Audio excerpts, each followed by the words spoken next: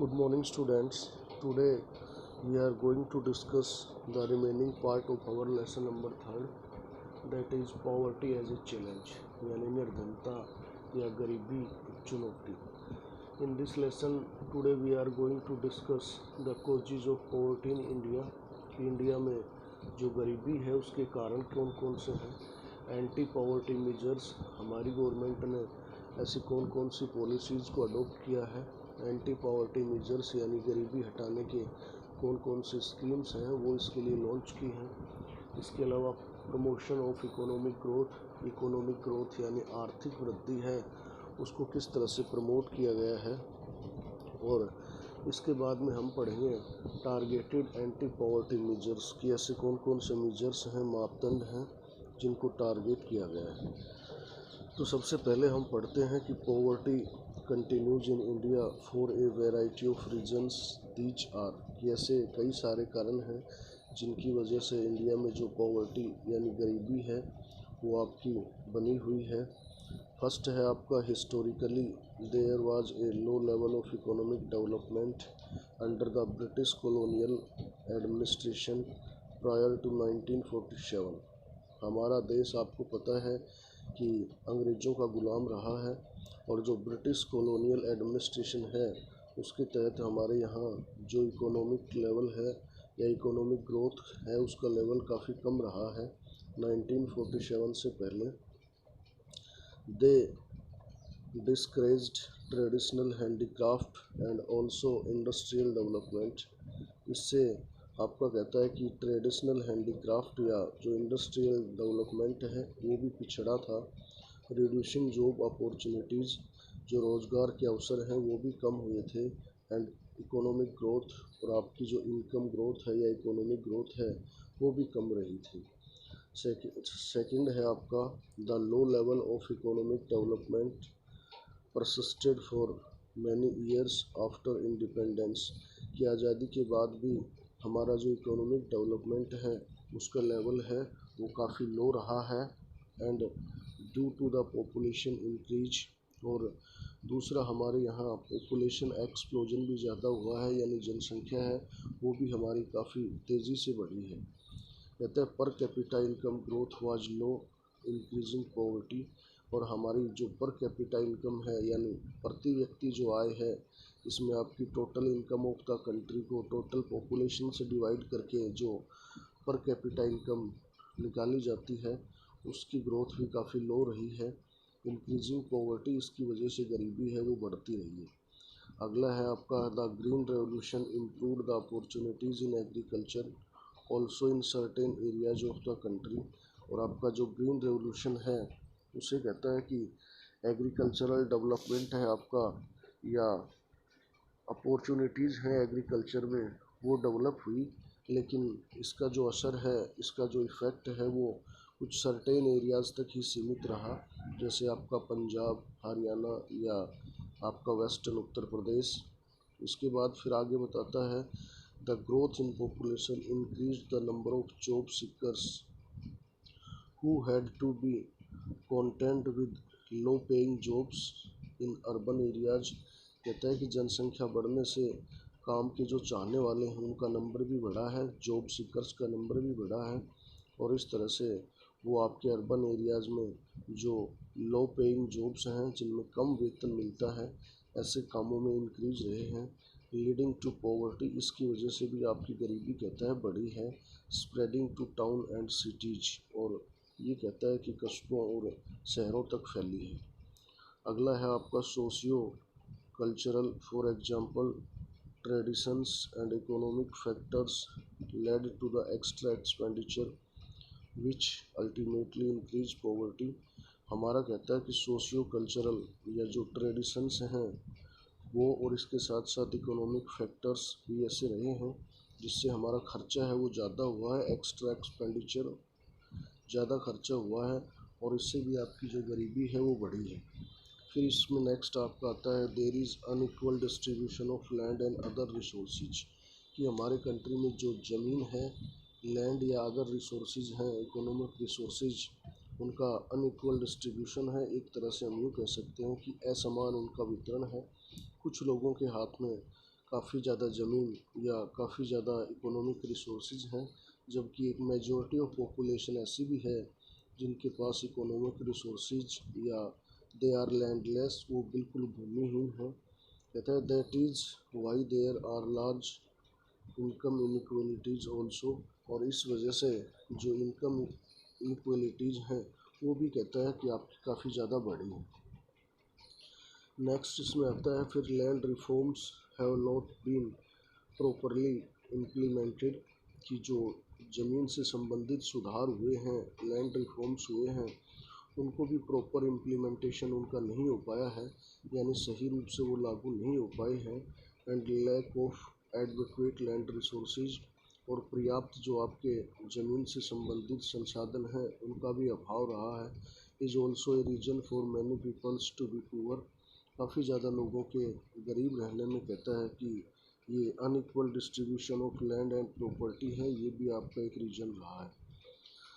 अगला कहता है कि small farmers borrow money for seeds fertilisers and pesticides etcetera and later on fall to pay landing in डेब्ट trapped, और जो छोटे किसान हैं उन्होंने कहता है कि बीज या फर्टिलाइजर्स या पेस्टिसाइड्स परचेज करने के लिए खरीदने के लिए दे बोरो मनी, उन्होंने कहता है कि पैसा उधार भी लिया है, और इस तरह से बाद में ना चुकाने की वजह से कहता है टू पे letter on fall to pay landing in डेब्ट ट्रैप, और जब वो उसको चुकाने में सक्षम नहीं रहे तो वो कहता है कर्जदार हो गए।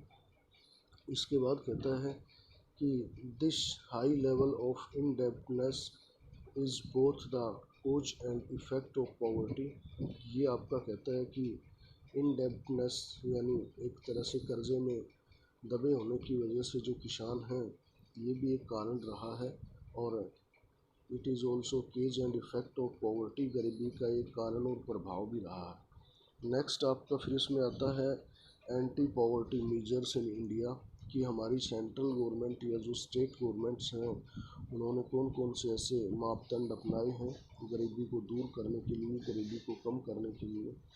इसमें पहला आपका दे रखा है इसमें प्रमोशन ऑफ इकोनॉमिक ग्रोथ, कहता है कि removal of poverty has been one of the major objective of Indian developmental strategy, कि भारत की जो कहता है कि विकास संबंधी जो रणनीति रही है उसका एक मेजर जो ऑब्जेक्टिव है, एक मुख्य उद्देश्य कहता है रिमूवल ऑफ पॉवर्टी, गरीबी को हटाना भी रहा है।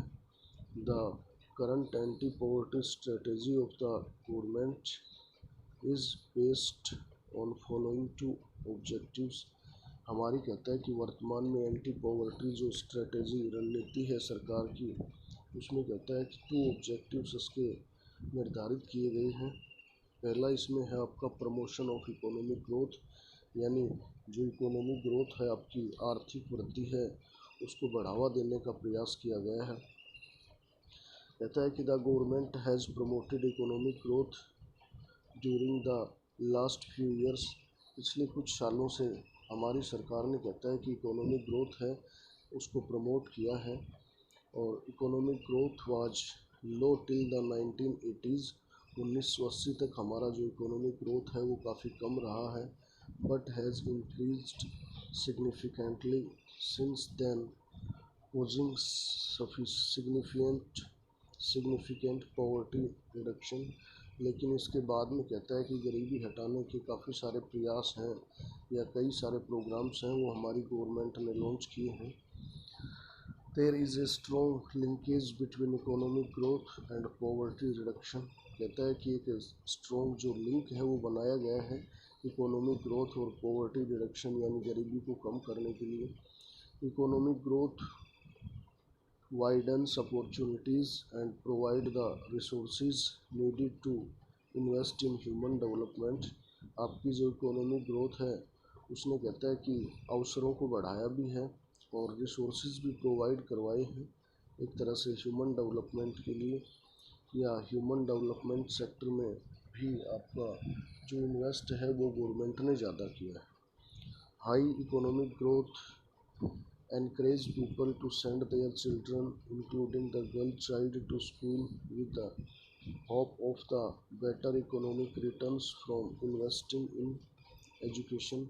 और हमारी सरकार ने कहता है कि ह्यूमन डेवलपमेंट को एक तरह से इम्प्रूव करने के लिए जो ह्यूमन रिसोर्स है जैसे एजुकेशन और हेल्थ है, इन सेक्टरों में काफ़ी ज़्यादा इन्वेस्ट किया है। इसके बाद आपका आता है कि the poor may not take direct advantage of economic growth. जो गरीब आदमी है उनको कहता है कि इकोनॉमिक ग्रोथ का सीधा लाभ नहीं मिल पाता due to lack of growth in agricultural sector. कहता है खेती से संबंधित जो क्षेत्र है उसमें वृद्धि की कमी होने की वजह से large number of people remains poor in rural areas. ग्रामीण क्षेत्रों में बड़ी तादाद में लोग हैं वो कहता है गरीब रह गए हैं। सेकंड आपका आता है इसमें targeted anti poverty programmes. The government introduced targeted anti poverty programmes starting from 1990। कहता है कि 1990 से हमारी गवर्नमेंट ने कुछ इस तरह के जो प्रोग्राम्स हैं वो स्टार्ट किए हैं, इंट्रोड्यूस किए हैं। एंटी पॉवर्टी प्रोग्राम्स गरीबी हटाने के लिए जो कार्यक्रम हैं वो स्टार्ट किए हैं। The results of these programmes have been mixed due to lack of proper implementation and improper targeting। और इस तरह के प्रोग्राम्स के जो रिजल्ट हैं वो कहता है ठीक नहीं रहे हैं। ये due to lack of proper implementation यानी सही रूप से इन जो योजनाओं प्रोग्राम्स हैं उनको इम्प्लीमेंट नहीं किया गया है। एंड इम्प्रॉपर टारगेटिंग और एक तरह से इम्प्रॉपर टारगेटिंग की वजह से also some schemes overlap others. कई सारी स्कीम हैं उन्होंने कहता है कि ओवरलैपिंग भी की है, एक दूसरे को इफ़ेक्ट भी किया है। Thus the benefits of these schemes are not fully reaching the deserving poor.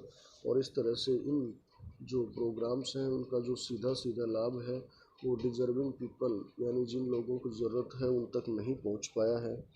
So now the government is emphasizing more on proper monitoring of all these programs। इसलिए कहता है कि अब हमारी सरकार का जोर इस बात पर है कि इस तरह के प्रोग्राम्स को इनकी प्रॉपर मॉनिटरिंग की जाए यानी सही रूप से देखभाल इनकी की जाए, प्रॉपर इम्प्लीमेंटेशन इनका हो। इसके बाद फिर आपका आता है the challenge to poverty reduction यानी गरीबी है उसको दूर करने में कौन कौन सी चुनौतियाँ हैं।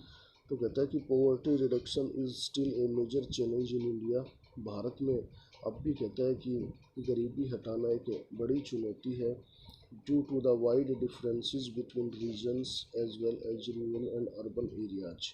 क्योंकि हमारा कहता है कि जो रीजन्स हैं यानी जो विभिन्न क्षेत्र हैं उनके बीच में भी काफ़ी ज़्यादा डिफरेंस है रिसोर्सेज के मामले में।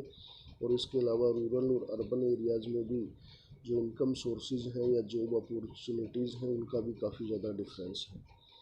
कहता है further poverty should include not only the matter of the advocate amount of food. इससे आगे कहता है कि इस गरीबी है इसमें आपका जो एक तो लोग हैं उनको एडवोकेट अमाउंट ऑफ फूड सही या उचित मात्रा में भोजन नहीं मिल पाता, but other factors like education, health care, shelter, job security, gender equality, dignity and so on.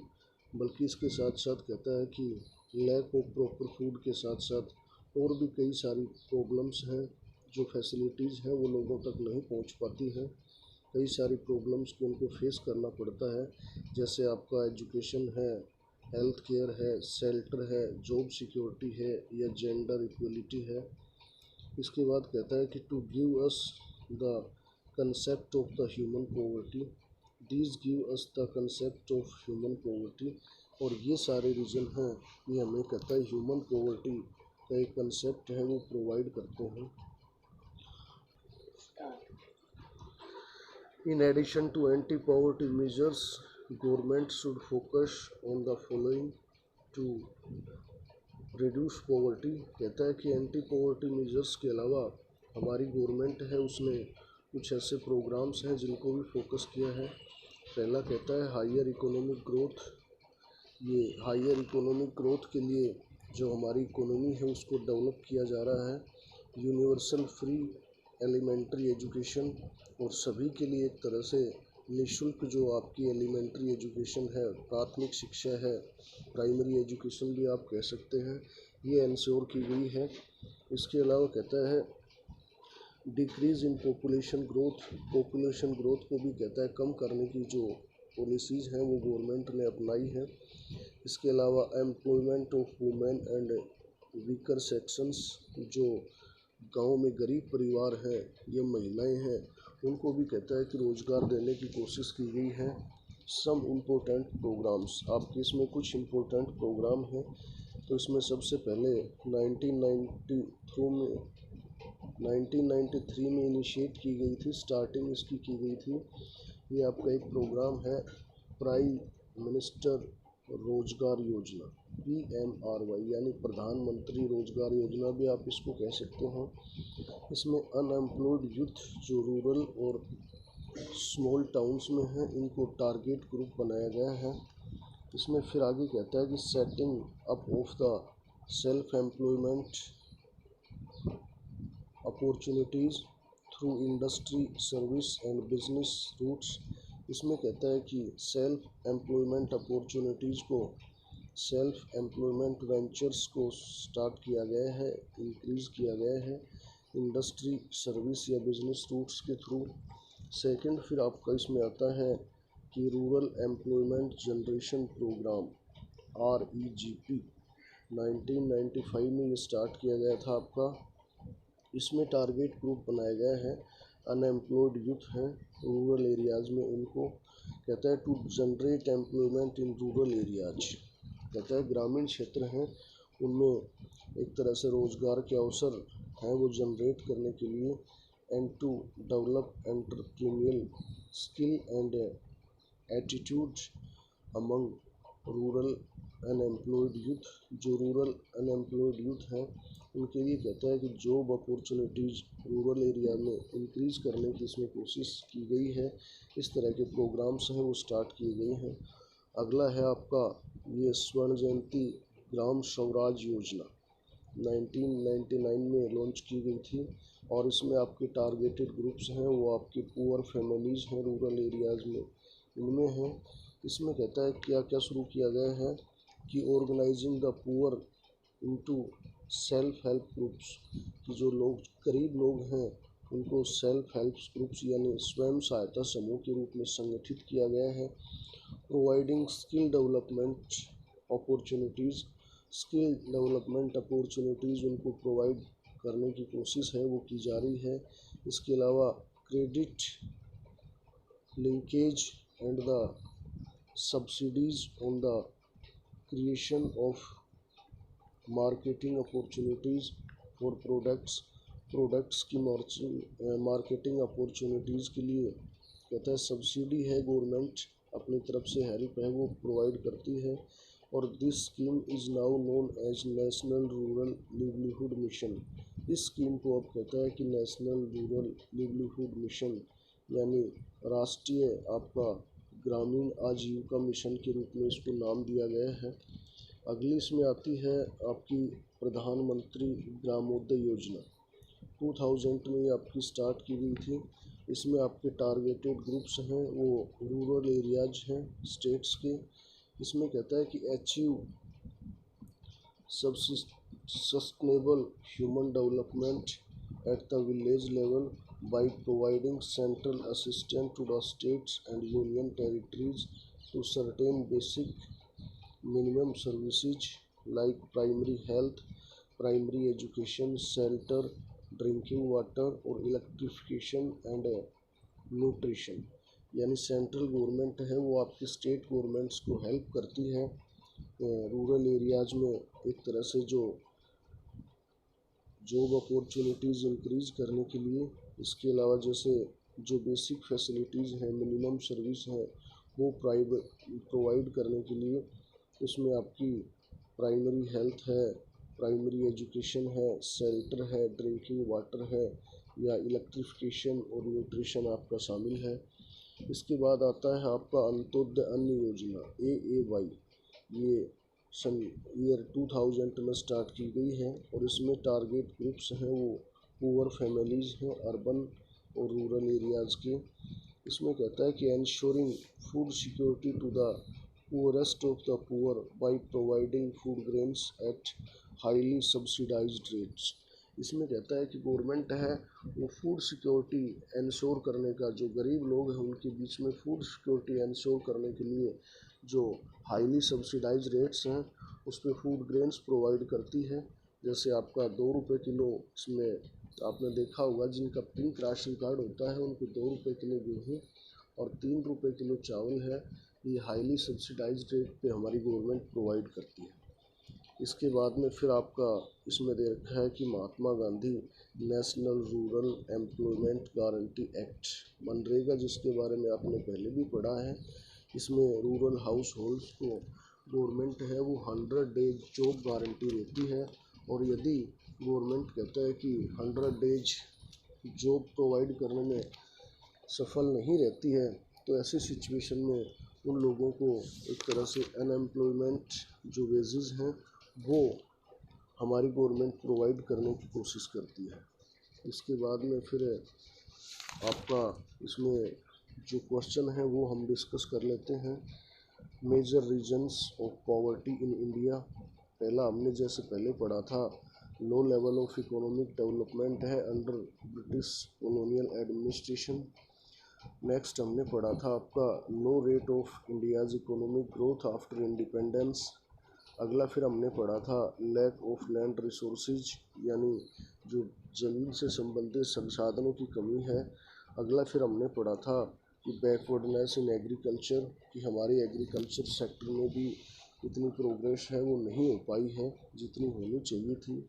और इसके बाद में अगर हम चलें तो different government strategies poverty alleviation के लिए, ये अभी हमने सारी डिटेल से डिस्कस की है, जिसमें आपकी प्रधानमंत्री रोजगार योजना है, रूरल एम्प्लॉयमेंट जनरेशन प्रोग्राम है, आपका स्वर्ण जयंती ग्राम स्वरोजगार योजना है, प्रधानमंत्री ग्रामोदय योजना है, इसके बाद में अंत्योदय अन्न योजना है, और national food for work programme है, और इसके अलावा national rural employment guarantee act 2005 है।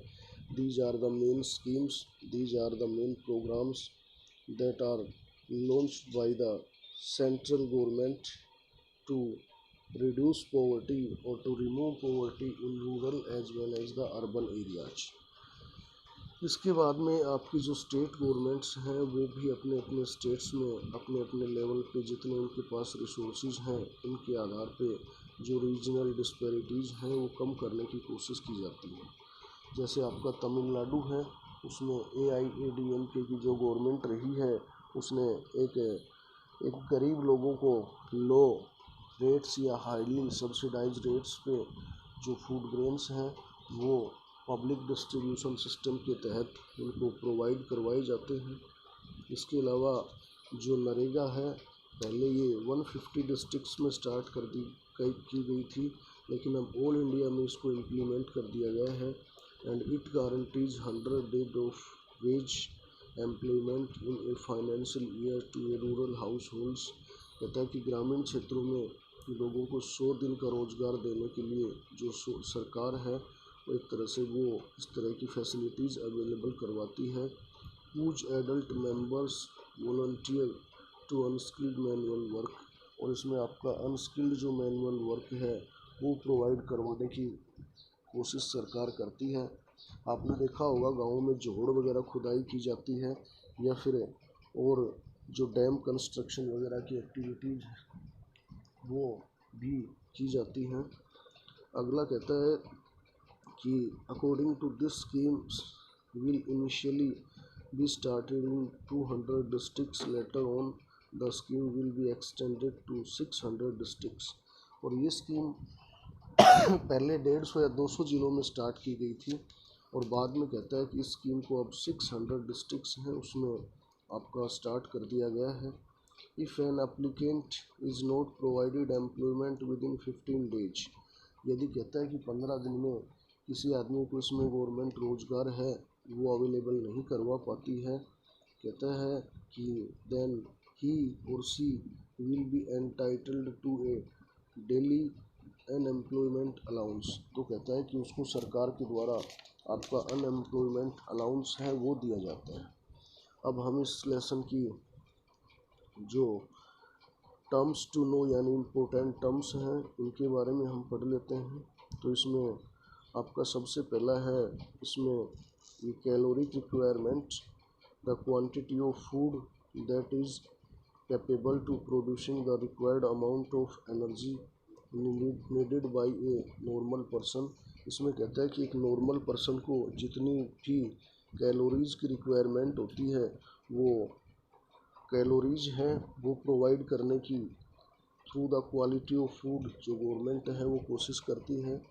In urban areas it is 2100 calories and in rural areas it is 2400 calories. इसके लिए कहता है कि अर्बन एरियाज़ में लोगों को 2100 कैलोरीज की रिक्वायरमेंट होती है, जबकि आपके रूरल एरियाज़ में 2400 कैलोरीज की रिक्वायरमेंट होती है। अगला फिर आपका आता है इसमें इकोनॉमिक ग्रोथ की it is a term which defines an increase in real output of country. Economic growth है, इसमें कहता है कि ये उन टर्म्स को आपको डिफाइन करता है कंट्री की जो रियल ग्रोथ है या रियल आउटपुट ऑफ कंट्री है उसको ये आपका डिफाइन करता है, एक्सप्लेन करता है। अगला फिर आपका इसमें हेड काउंट राशन जो आता है कहता है कि it is promotion of a population that lives below the poverty line. इसमें पॉवर्टी लाइन के नीचे यानी गरीबी रेखा के नीचे जो लोग रहते हैं ये एक तरह से उनको प्रमोट करने की पॉलिसी है। फिर इसमें आपका आता है कि द मोस्ट डिफ़िकल्ट चैलेंज है faced by independent India is poverty. आपका इंडिपेंडेंट इंडिया यानी आज़ाद भारत में सबसे बड़ी जो चुनौती है जो फेस की जा रही है वो आपकी पॉवर्टी है। नेक्स्ट फिर इसमें बताता है कि India has the largest single concentration of poor in the world, कि भारत में एक तरह से सबसे जो ज़्यादा हैं वो लोग गरीब हैं। Where every fourth person is poor, जहाँ कहता है कि हर चौथा जो व्यक्ति है वो गरीब है। अगला है कि social scientist analysed poverty from many aspects beside level of income and consumption, कि आपके सोशल साइंटिस्ट हैं उन्होंने पॉवर्टी को एनालाइज किया है कि कुछ जो इसमें आपके कुछ एस्पेक्ट हैं, इनकम है या जो कंजप्शन लेवल है, इनके अलावा भी कहता है कि these aspect includes poor level of literacy, lack of job opportunities etcetera. और इसमें जो एस्पेक्ट आपके शामिल हैं उसमें आपका पुअर लेवल ऑफ लिटरेसी है या लैक ऑफ जॉब अपॉर्चुनिटीज़ शामिल है। सोशल एक्सक्लूजन और आपका वल्नरेबिलिटी है are the most commonly need indicators for the poverty analysis. कहता है पॉवर्टी को एक तरह से एनालाइज करने के लिए सोशल एक्सक्लूजन, जिसमें कहता है कि poor people lives in the poor surrounding, गरीब लोग कहता है कि गरीब ही माहौल में एक तरह से पुअर सराउंडिंग्स में रहते हैं। और आप यूँ भी कह सकते हो कि they do not enjoy the facilities like sanitation और सफिशिएंट फूड और एजुकेशन एंड हेल्थ फैसिलिटीज़, ये सब भी कहता है कि उनको नहीं मिल पाती। और वल्नरेबल पीपल में आपके काउंट होते हैं जिनको जल्दी आसानी से शिकार बनाया जा सकता है, यानी जब भी कोई आपकी नेचुरल डिज़ास्टर या एक तरह से नेचुरल कैलामिटीज़ का जो इफ़ेक्ट होता है तो इसमें सबसे पहले आपके जो वल्नरेबल पीपल हैं वो गिरफ्त में आते हैं। जैसे अभी आपने देखा है कि जो कोरोना महामारी दुनिया भर में फैली हुई है और पिछले 2-3-4 महीनों से आप कंटिन्यू देख रहे हैं कि इसमें जो आपके लैंडलेस लेबरर्स हैं जैसे बिहार, यूपी या उड़ीसा जैसे पुअर जो स्टेट्स हैं उनसे लोग अदर स्टेट्स में गए थे, वो इससे सबसे ज़्यादा सफ़र्ड हैं। आज भी आपने देखा होगा रूरल एरियाज़ में कि जो लैंडलेस वर्कर्स हैं they are facing many types of problem due to this corona.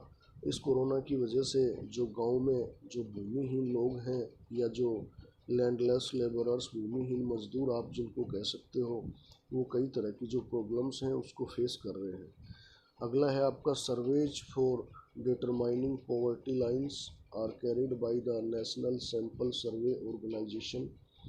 आपका एक ये नेशनल सैंपल सर्वे ऑर्गेनाइजेशन है, ये कहता है कि सर्वे ऑर्गेनाइज करता है पॉवर्टी को डिटरमाइन करने के लिए। I think it is sufficient for today. Thank you, have a nice day.